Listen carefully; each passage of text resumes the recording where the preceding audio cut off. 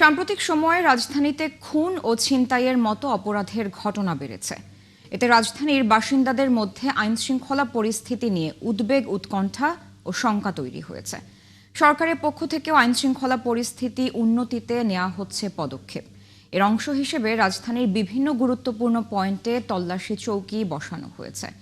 আজ সারাদিন এসব তল্লাশি চৌকি ঘুরে দেখা গেছে সন্দেহভাজন ব্যক্তি ও যানবাহন তল্লাশি করছেন আইনশৃঙ্খলা বাহিনীর সদস্যরা। রাজধানীর আইনশৃঙ্খলা পরিস্থিতির বিষয়ে বিস্তারিত জানাতে গাবতলী থেকে যুক্ত হচ্ছেন সহকর্মী নিবিড় সাহা। নিবিড়, তল্লাশি চৌকিতে ঠিক কি ধরনের পদক্ষেপ নেওয়া হচ্ছে এবং পুলিশের সাথে আর কোনো বাহিনী আছে কিনা? সারা বিকেল 4টা থেকে ঢাকা মহানগর পুলিশের পক্ষ থেকে আমাদেরকে যেমনটি জানানো হয়েছে যে বিকেল 4টা থেকে তাদের রাজধানীর আইন শৃঙ্খলা রক্ষায় বিশেষ চেকপোস্ট বা বিশেষ নজরদারি নেওয়া হয়েছে এবং বিশেষ করে ঢাকার যে এন্ট্রি পয়েন্ট বা প্রবেশদ্বার যেগুলো রয়েছে সেই এন্ট্রি পয়েন্টগুলোতে কিন্তু আসলে পুলিশের নজরদারি কিংবা চেকপোস্ট আমরা লক্ষ্য করছি। আমি এখন দাঁড়িয়ে আছি রাজধানীর গাবতলী এলাকায় এবং গাবতলী দিয়ে কিন্তু দক্ষিণাঞ্চল, পাশাপাশি উত্তরাঞ্চল এবং বেশ কয়েকটি এলাকার এবং বেশ কয়েকটি জেলার যান বা গণপরিবহন, পাশাপাশি অন্যান্য যে পরিবহনগুলো রয়েছে তারা কিন্তু এই পথ দিয়ে রাজধানীতে প্রবেশ করে এবং সে কারণে কিন্তু এখানে বেশ নজরদারি আমাদের চোখে পড়ছে।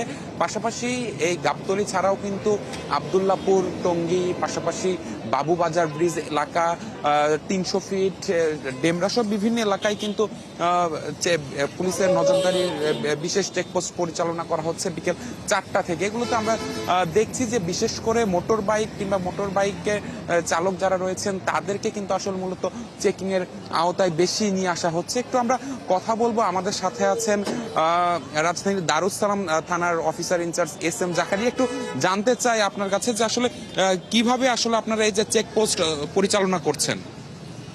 জি, চেকপোস্ট তো আমাদের রেগুলার কার্যক্রম। আজকে একটু রিনোভেট করা হয়েছে, আজকে একটু নতুনভাবে শিডিউল করা হয়েছে। আপনারা জানেন ইতিপূর্বে আমরা চেকপোস্ট করেছি পর্বত সিনেমা হলের সামনে, এখন ওইটা জাস্ট স্থানান্তর করে কাজের সুবিধার জন্য আমরা একটু এইখানে নিয়ে আসছি, একটু পিছনে নিয়ে আসছি। আমাদের ডিএমপির মোট বর্ডারিং 11টি জায়গায় চেকপোস্ট কন্টিনিউ চলে। এটা একটু জানতে চাই আসলে মোটর সাইকেল গুলোকে বেশি চেকিং এর আওতায় নিয়ে আসা হচ্ছে কেন? এটা মোটরসাইকেল প্রায়োরিটি, এছাড়া যে কোনো গাড়ি, প্রাইভেট কার হোক এবং বড় গাড়ি হোক, যে কোনো গাড়ি হোক, আমাদের যে কোনো ইনফরমেশন আসলে যেন আমরা এটা তাৎক্ষণিক ব্লকেট করতে পারি, তাকে আইনের আওতায় আনতে পারি, সেই উদ্দেশ্যেই চেকপোস্ট। এটা আরও কার্যকরভাবে চলবে আর কি।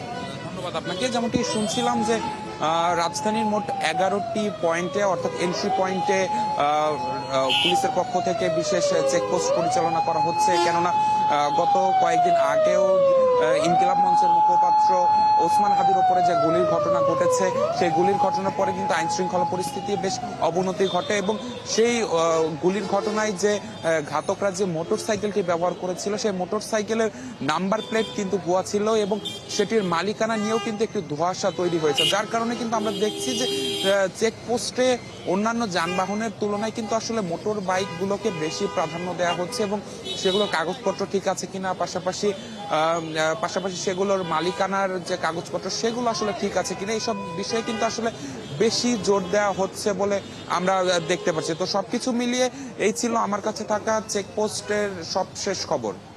নিবিড়, ধন্যবাদ যুক্ত হওয়ার জন্য। দর্শক, গাবতলী থেকে যুক্ত ছিলেন সহকর্মী নিবিড় সাহা।